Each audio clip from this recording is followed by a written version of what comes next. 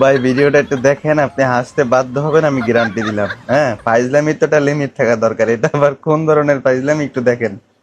ডাক্তারে কিন্তু রোগী একটা নিয়ে আসছে। হ্যাঁ, এটা আদৌ রোগী নাকি লাশ আপনারা দেখেন তাহলে বুঝতে পারবেন। ডাক্তার একদম কাপড় টাপড় জায়গায় সবকিছু দেখা খাতার ভিতরে সিগনেচার কইরা, হ্যাঁ, চলে যাবে এখান থেকে। ডাইকা দিছে কিন্তু। হ্যাঁ, পাশে থাকা লোকটার অবস্থাটা কি হয় শুধু একটু দেখেন। ডাক্তার চলে যাইতেছে, এখন ওই লোকটার খালি চেহারাটা দেখেন, ভয় ওনার কি অবস্থাটা হইতেছে। হ্যাঁ, অলরেডি কিন্তু উনি অলরেডি ভয় পেয়ে গেছে। হ্যাঁ, তো দেখা যাক কি হয়, লাস্ট পর্যন্ত দেখেন, মজা পাবেন।